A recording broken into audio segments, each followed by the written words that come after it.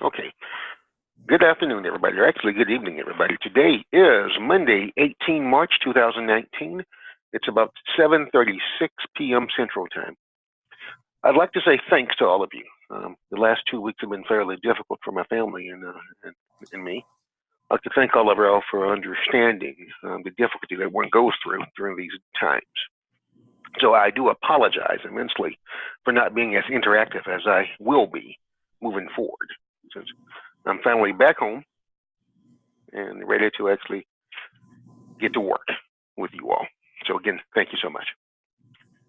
All right, welcome to week 3, employee engagement. So let's talk about the previous 2 weeks. I had an opportunity to grade the week 1 work. Were there any questions at all about anything that I may have given you in terms of feedback?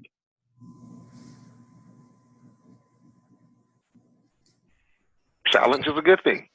I'm actually curious, when you go in, it looks a little different for me this time. So when I click on the icon, is that supposed to be the feedback that's in the grading set, grading area? I sent an email to each of you, and inside that email that you received should have been comment bubbles. Huh. Okay. Did you receive the email? I'm not aware of that, but I'll go back and look. Okay, let me ask, did anyone on this call receive emails from me? I received emails, and when I went into the paper, it was like you had made comments on the right side of my Word document. That's how it showed up. That's correct. That's the way it should show up. Okay. And that's So each of you, I'm sorry, say that again? I saw that as well. Okay. Each of you should have received an email from me. I find it easier to take your paper. I will typically copy and paste, go directly to Word, which is where I run my plagiarism checker, quite frankly. And I find it much, much easier to go there and put the comments in as I read it. And then I simply send you emails, which may be different than what the other professors do. But that's the way I can actually read, in this case, 15 papers in one evening. Now, obviously, as your papers get longer, it will take me longer to do it. But I find that style to work best, especially like this week when you start writing your longer papers. And I send the feedback to you. You make those changes in the paper, and then you get to add to that paper versus any other method that I've used before. And quite frankly, I stole this method from another professor. So when you say that we're going to add to our papers, is that the application paper, the week 3, week 5, week 7 application paper? That's correct. Okay. So by the time you're done, it will be a fairly lengthy paper. Okay. Okay, so let's talk about some of the notes from what I have graded. I found that most of you write exceptionally well. And there may have been 1 or 2 papers that I did not think were written to master's level writing. And by that I mean the academic tone was absent, or there simply wasn't enough depth to the conversation. Simply saying yes is not enough, in my opinion. I think you need to go a little further. You need to have some assertions, some broad ideas that you can perhaps narrow a bit with some peer-reviewed citations to show that that idea is supported by something a little more than perhaps the Wall Street Journal or Sports Illustrated. So simply telling me what you saw on ESPN, this morning while you were getting dressed is not enough for a master's level paper. And there were 1 or 2 that I just didn't think had master's level depth. And so, and if anything, I think anyone with a master's degree should be able to write. And if you didn't have any of those comments in your paper, that means it wasn't you. All right, so typically what I will do, and this is based on what the students actually want, is I can spend the entire hour answering questions for you, but most times the students have asked that I will spend a few minutes lecturing and then answer a few questions. So if that's okay with you guys, I spend a few minutes talking, and this is interactive. So feel free to chime in at any time you want, but I think a part of what you pay for is the experience that the professors bring to the table. Mm-hmm. And typically, I'm not going to talk from the book because you have the book, or in this case, 4 books. And I think most of it's easy reading, but I've taught a few classes where some students have been very honest and told me, hey, this book is boring. And so I get it. And so I think it's a professor's job to bring that book to life. And if that book can't be brought to life, let's bring some other items to the table that will engage the students. Okay, so you've had an opportunity now. This class is about organizational effectiveness. And one of the things that you should have picked up on during the first 2 weeks is employee engagement and the importance of employee engagement.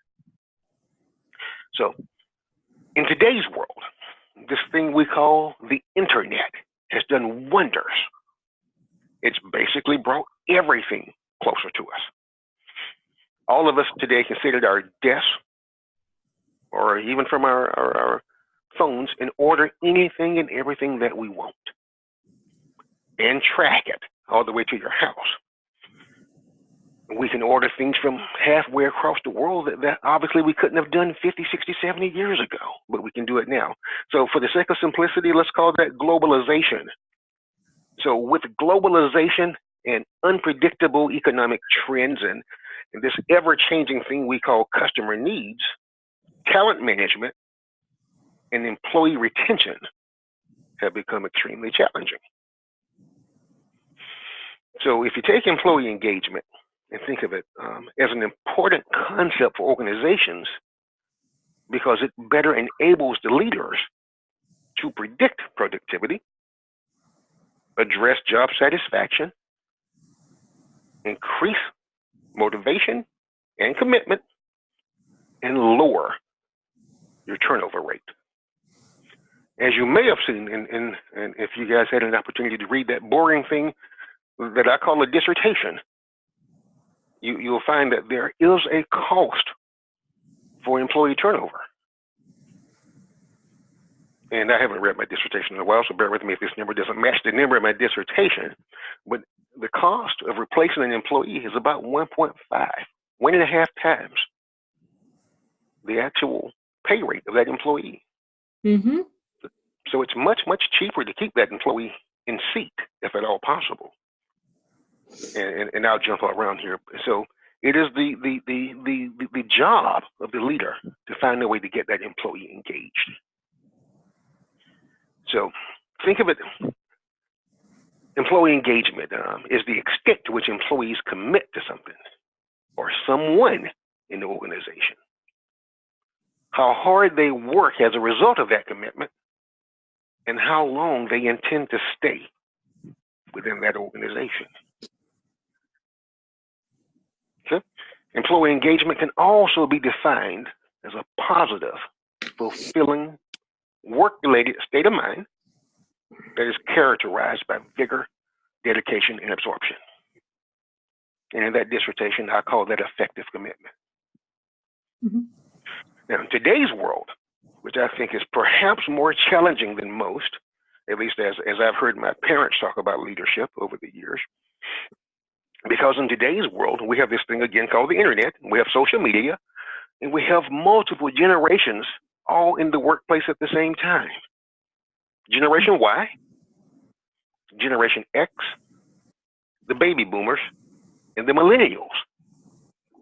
Now, I haven't had a chance to manage millennials yet. But I've heard in every class I've ever taught, people tell me how hard it is to manage or to motivate a millennial. And I watched a video today while preparing for this class tonight. And the video stated that 33% of all millennials won't make it 90 days on their job. 30%. Wow. Where are Now, they getting that data?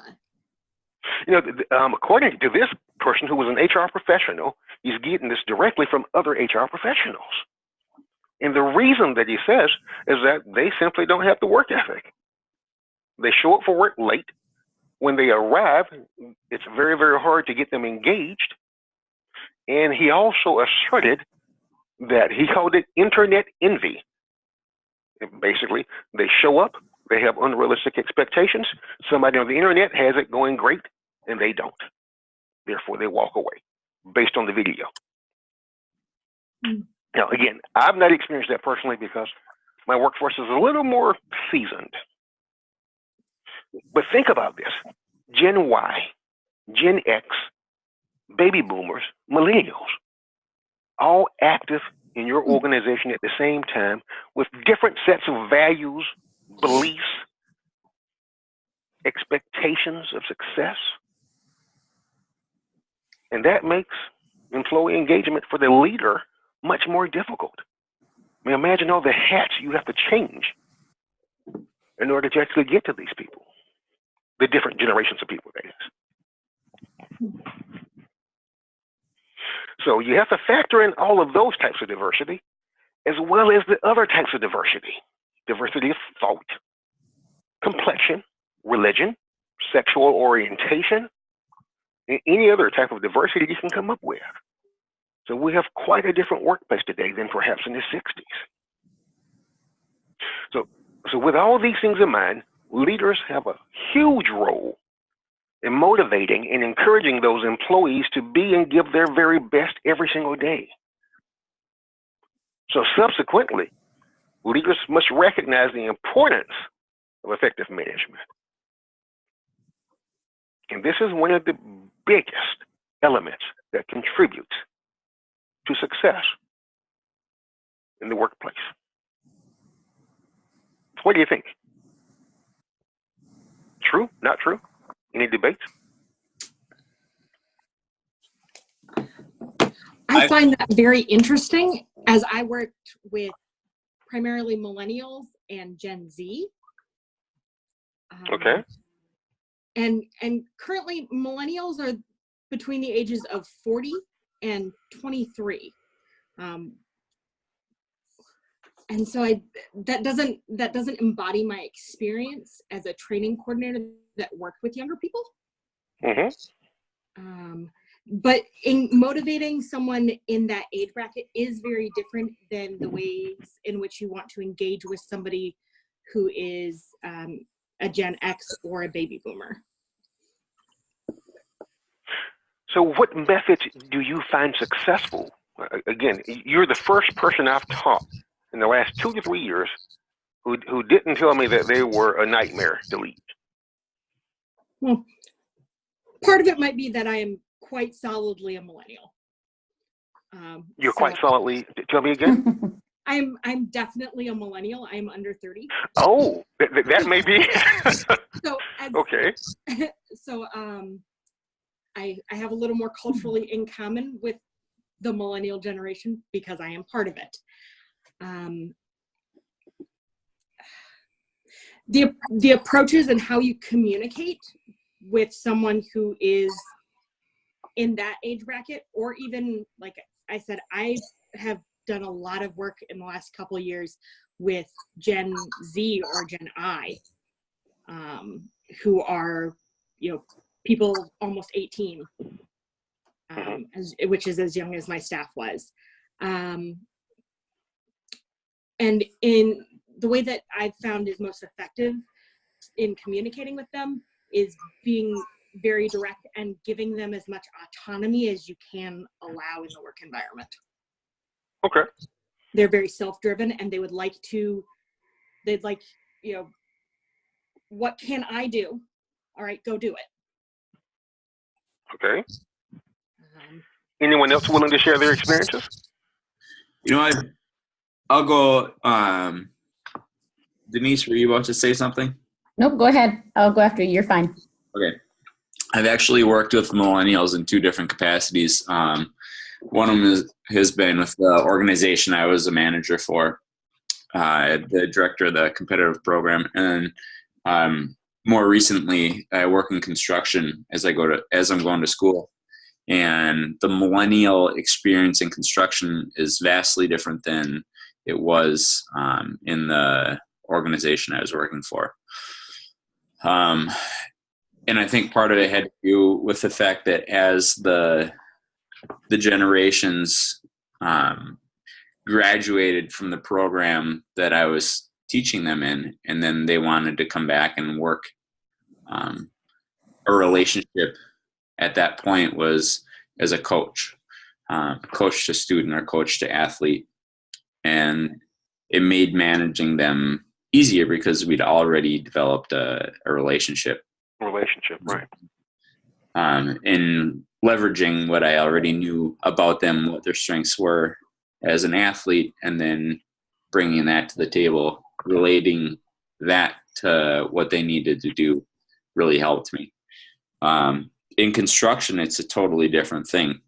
I think it's probably a different group of millennials that I work with in construction. And I would say that the stated ratio of not staying till past 90 days is pretty accurate. Okay. At least in construction. So, and I don't know what motivates them to stay around if they do, except that engagement, I think, is probably what it is. They get engaged in the physical labor and they enjoy it. Whereas some of the millennials will come in and they'll expect an easy job, and when it's not easy, they're not emotionally tied to trying to stick it out and figure it out. They've got no problem moving on. Okay, Kel, thanks for sharing. Denise, were you going to say something? Yeah, I'm kind of with Corey. I'm guessing I'm considering myself fairly lucky. The team I managed, I'm fortunate. There's only 6 of them. And 4 of the 6 started out with me as interns at some point in their career, all of which are millennials.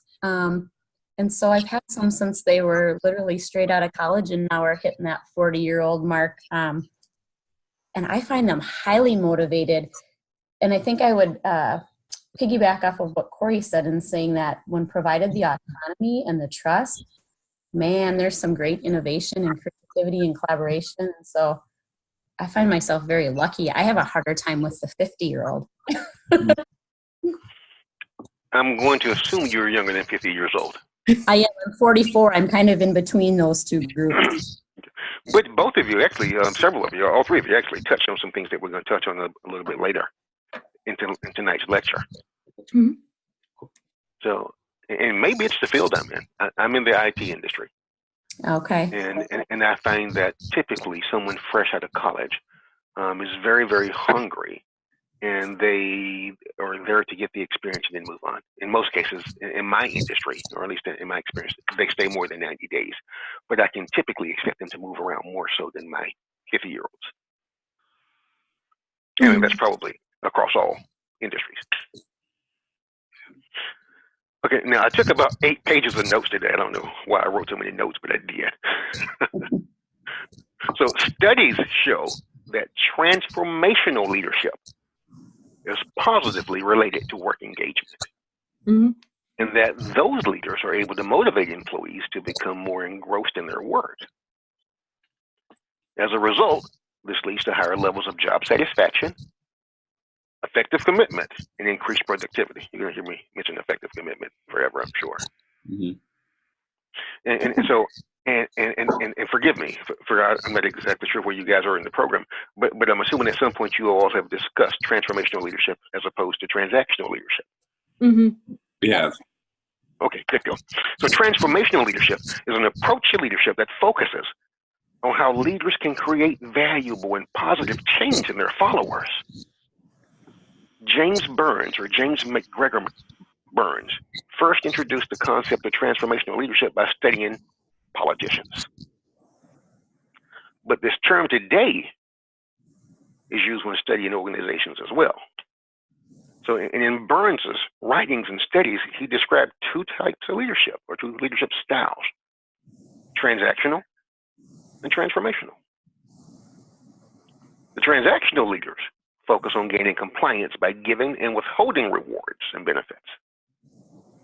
And again, the transformational leaders focus on transforming others to support each other in the organization as a whole. So let's think about those 2 styles. Which do you think is more long-term? Or do you think one is more long-term than the other? Is one short-term? No? Yeah?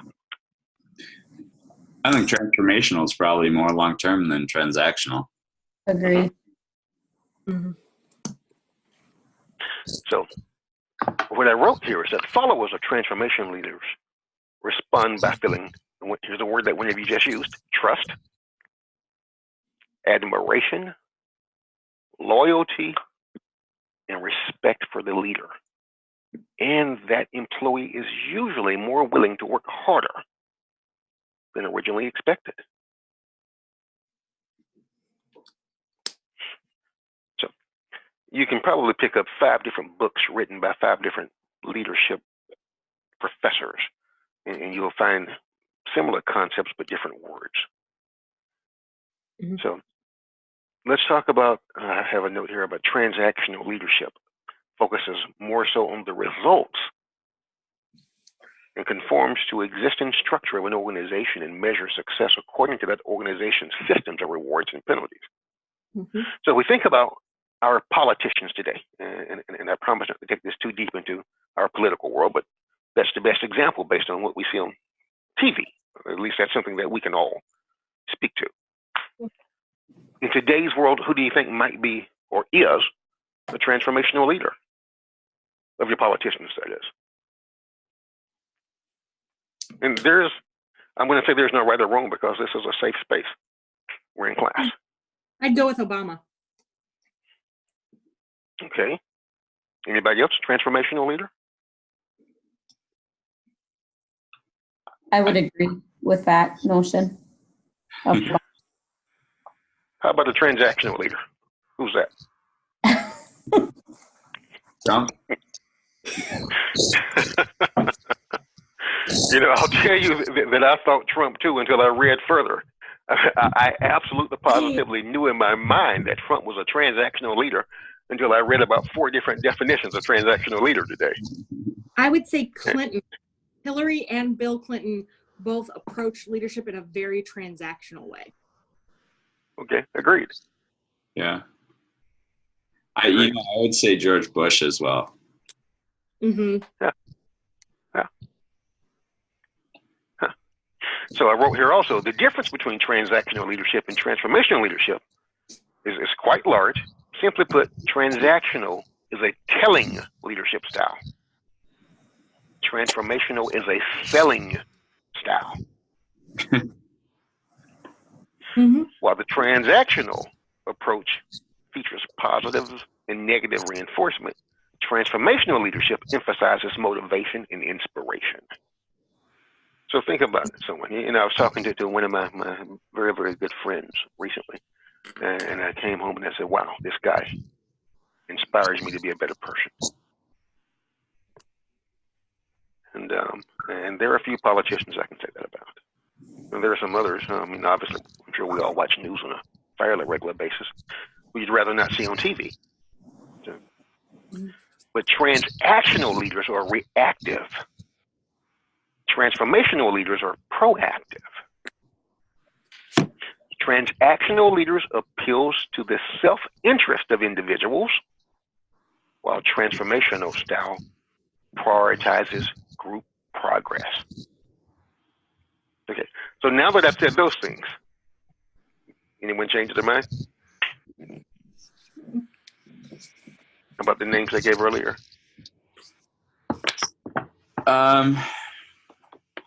I feel like whoever's writing Trump's speeches is definitely trying to go the route of transformation. I feel that when he goes off of the prompter, it becomes more transactional. But I think there are also times where that is not the case. Okay. It's a safe space, but I'm a pretty moderate. I've been more disappointed with the news than I have with the presidents. If that makes any sense. Investigative journalism in particular. But yeah. Understood. Anything else from anybody? I would look at like Kennedy as more transformational because he was more motivational and inspirational. I'm having a hard time fitting Trump anywhere. Yeah, those I definitions. don't know. mean, Yeah. The only leadership identification I use when I think about Trump is toxic. So I'm not sure I can productively contribute to labeling with this dichotomy. So Gandhi, I think, is definitely transformational. Absolutely. Yes. Yeah, absolutely. It was about more than himself. Yeah. Yeah. Okay, so let me segue. I guess I'm running out of time, so my apologies. I'm talking too long. The role of leadership. Some more notes here. Employees today want a collaborative, flexible, positive, and inclusive workplace. Mm-hmm. The rise in voluntary attrition rate and complexity of the digital age makes it essential to get the right leader or the right leadership for the situations. The people in leadership roles should be well acquainted with the roles of the organization, and they must be role models who can adequately show the way. How many of you had an opportunity where you look at perhaps the principles of your company, I'm sorry, in this case, principles, P-L-E, not P-A-L-S, principles of your company, and you find that your leaders can't seem to follow them? Mm-hmm. Yeah. Yes. Employees are just, go ahead. No, keep going. Employees are just like kids. They're watching everything. Mm-hmm. I mean, those of you who've had an opportunity to raise kids, or those of you who are raising kids right now, they absorb everything they see. They see you, they don't hear you. Yep, that's a fact. I just happen to have an 18-year-old right now who's a freshman in college, so I'm happy he's out of my house, at least for parts of the year. But I've learned over the years, it's all about the behavior I modeled for him. And when I see something that I may like or may not like, I have to look in the mirror and realize that that's what I created. Right. Mm-hmm. And so whenever you have an organization that's performing well, look at its leader. Whenever you have an organization that's not performing well, look at its leader. I think it's Brad Smart from Top Grading that says you can't talk your way out of something you've behaved yourself into. That's an absolute fact. That also works at home. Mm-hmm. Try doing something that will help ruin your marriage and try to talk yourself out of it. Yeah. And very, very nicely stated. So I found an article today that read 7 ways in which leaders can help create engagement among employees. The first one is to build trust. And I'll email these to you guys also, so you don't have to write these down. Okay. Build trust is the first one. The second one is provide mentoring and coaching. Mm-hmm. You all would touch on that in this class as well. Clarify goals.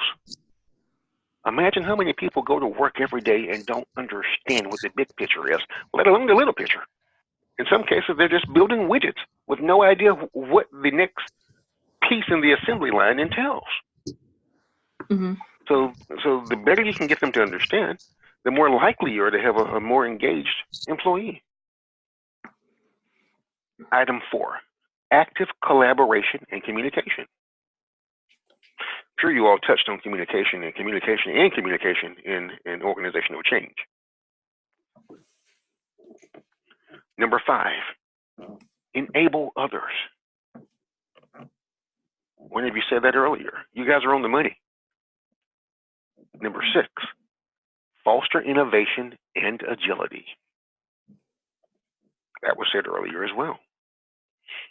Number 7, use of digital tools. Okay. I'm going to go directly to another article I found today. 10 steps to engaging employees. Values. Kel, you just talked about that. Do you back up your message with positive deeds? Or is the value statement only something to be posted on the lunchroom wall? Do you live and breathe your values? Do you walk the walk or just talk the talk? Number 2, vision. Is the vision statement clear? And is it supported by the direction of the business? Number 3, accountability. Is accountability in your organization a shared responsibility? Or does it mean that someone at the bottom is going to get blamed whenever something goes wrong?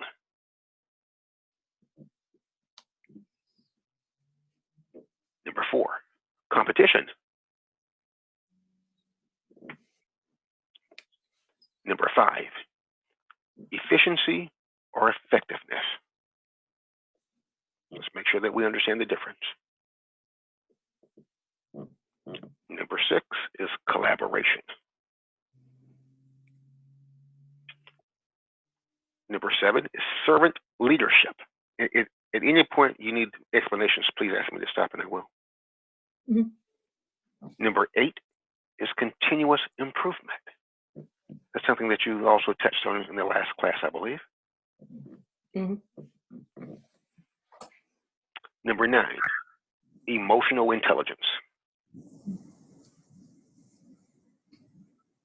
And number 10, have an open door policy.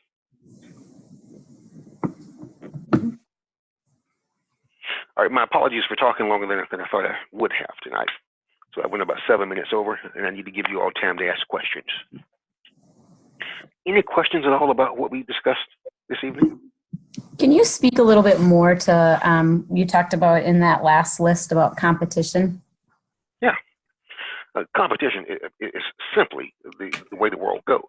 So do you encourage competition between departments in your organization or externally towards your competitors? Internal competition sometimes leads to fiefdoms. It tears down teamwork and leads to disengaged employees. So if you're going to encourage competition, it needs to be healthy competition. Think of it as a marriage, which in my opinion should be a collaborative effort. And this is something that I'm a no Southern guy, so bear with me. Even in a marriage, well, let me back up. Maybe I shouldn't say that. Let's talk about a football team or any sports team. Everyone has a role to play. The wide receiver, unless you're on the New England Patriots, probably shouldn't be throwing touchdown passes. The kicker kicks. He's not out there trying to make tackles usually. There was a college kicker who made lots of tackles last season. But his role is to kick. And so we have to understand our roles, and we have to understand when it's healthy and when it's not healthy. And the point I was going to drive home was sometimes the competition can become unhealthy, and that's when people don't understand their roles. Or when you have a toxic leader who's perhaps a little more motivated by things he or she shouldn't be motivated by. And selfishness is one of those qualities that will create a disengaged workforce.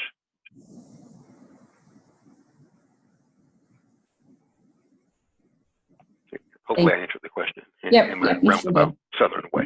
All right. No, that worked. All right. Any other questions about anything that we've covered tonight? All right. I will start grading papers from week 2, which was last week, and I will take the time to chime in. I know it's a little late to some of your discussion posts. I'll get that. I should have everything done by Thursday. I have a commitment tomorrow night, but Wednesday and Thursday hopefully are slow work days for me, and I'll start working on those during my normal work hours. Okay, now this is about the time when people start asking me about the paper for week 3. So, any questions about anything that's due in week 3?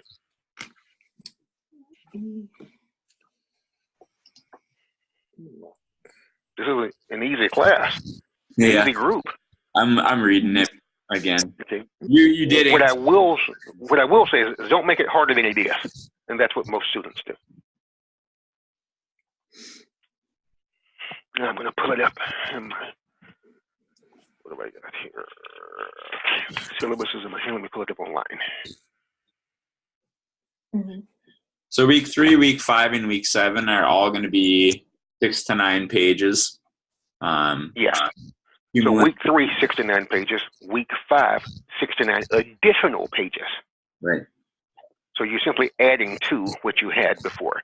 What I would recommend is once you start week 5, just remove your conclusion and start building from wherever you left off, assuming that it reads well. And then move your conclusion, obviously, to the very, very end. And your conclusion should be based upon everything that you have in week 3 and week 5. Okay. Whereas your conclusion in week 3 should be based only on what you have for week 3. Right. And choose an organization that's easy for you. I've always found it easier to write papers when I had some knowledge about what I was writing. Now, I mean, you can make this as hard as you want. You can try to do research on some company that you plan to work for next year if you choose. But it's much, much easier to write about a company that you work for today or may have worked for in the past.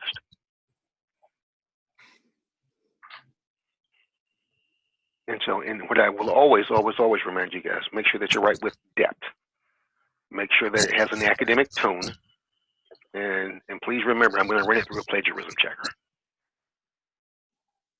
And what I've done in the past is if I find that it's less than or greater than 5% unoriginal, I'll send it back to you, give you an opportunity to make some changes.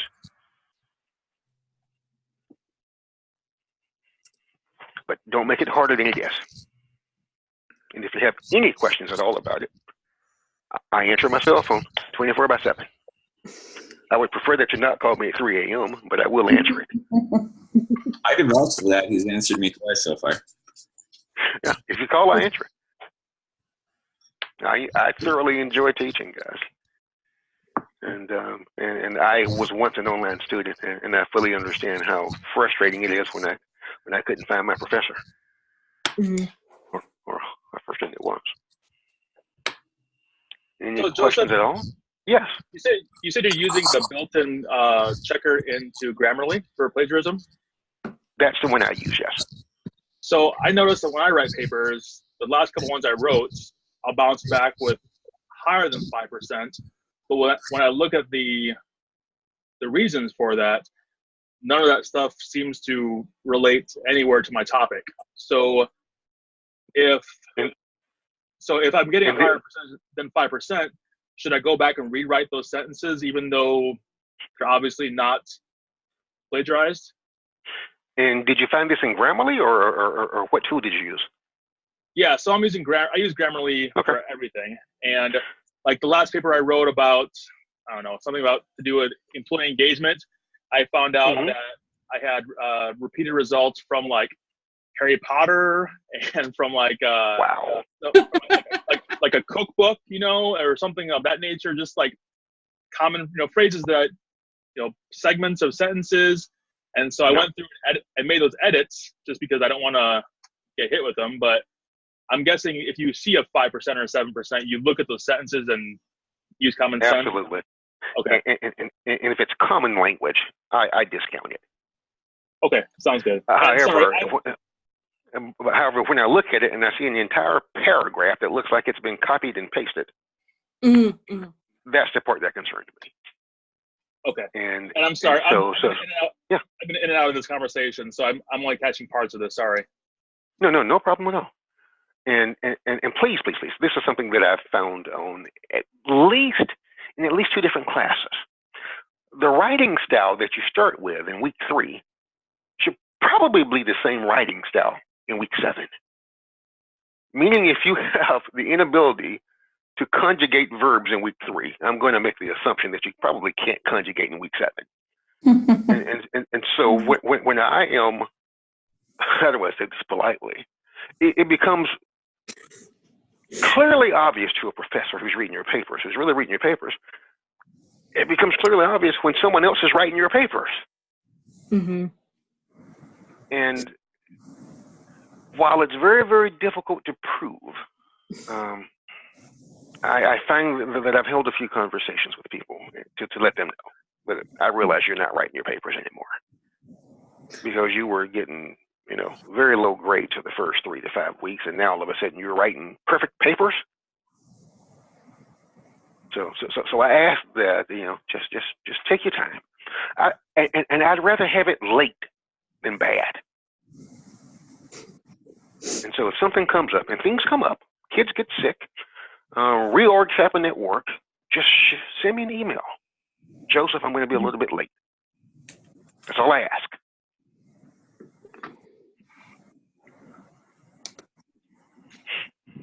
Questions, comments, concerns, criticisms? No, I've enjoyed this Zoom meeting for sure. I think it's Well, thank you. value to the class. So I appreciate that. Thank you. Thank you very much. So helpful. I agree. I am a people person. I've said it 1,000 times, so I'm about pulling my hair out as we get closer to graduation. I'm so tired of writing when I like to speak. Mm-hmm. This is I look forward to seeing all of you at graduation. I'll fly in for graduation. That'd be cool. All right. Again, feel free to call me, email me. And at any time I don't respond to your email within 24 hours, call me. Okay. Folks, thanks for being a good class. And we'll talk again in 2 weeks, unless you call me before then. Sounds good. And we're sticking to the 7:30 timeline? Yes, 7:30 in 2 weeks. Okay. And then another one following 2 weeks. Wonderful. Okay. All right. Thanks a lot, and have a great night. You as well. Thanks. Okay. Nice Bye-bye. Bye.